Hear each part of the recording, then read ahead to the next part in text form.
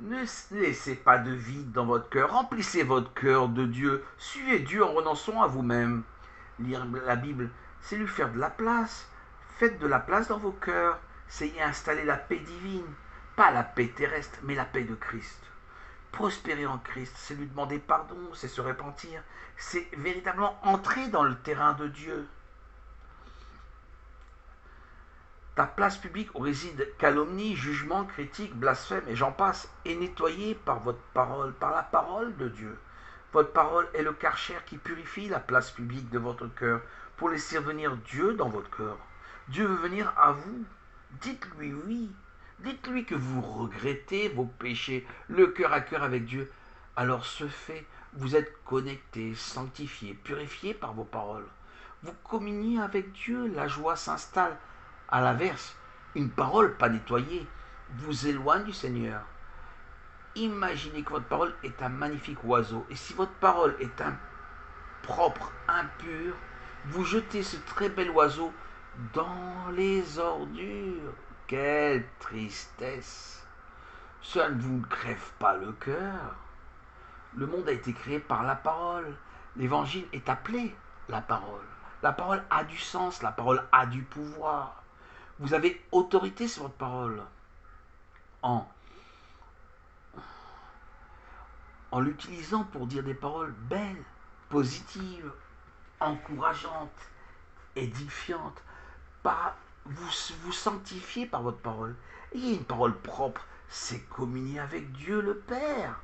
La parole a un pouvoir. Ne négligez pas ce pouvoir. Je dirais que c'est le moyen le plus efficace, le plus facile pour s'approcher de Dieu.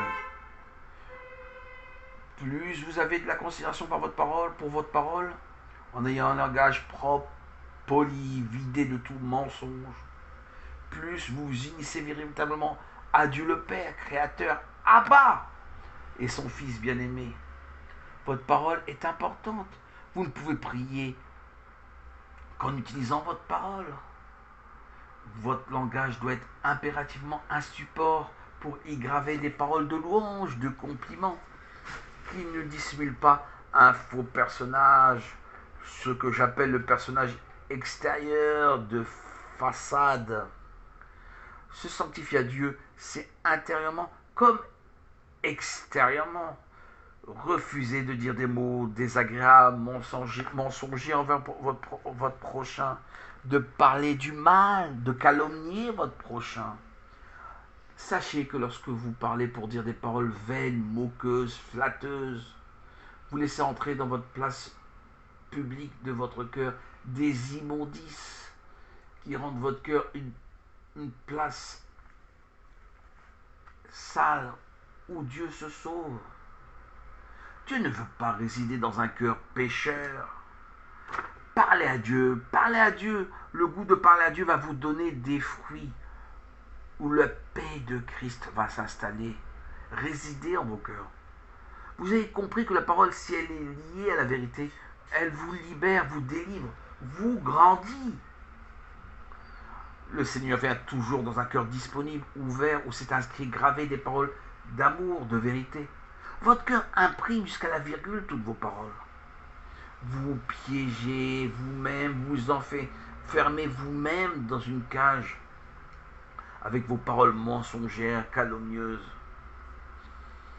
qui vous enferment, vous emprisonnent, vous empêchent d'être libérés. À l'inverse, les paroles saintes, pures, propres, imprimées dans le cœur, vous unissent à Jésus. Jésus aime les paroles de vérité. Il est la vérité. Tu veux tricher, tu veux mentir, tu veux te montrer, te présenter devant Dieu avec tes mensonges, avec tes paroles trompeuses. La malice n'a pas de place devant la vérité. Sanctifier sa parole, ce n'est pas être prisonnier du diable. Invoquer l'Esprit Saint. Esprit Saint, purifie-nous. Que nos paroles soient propres, ne soient dédiées qu'à toi pour nous unir au Père, au Fils de manière complète, entière.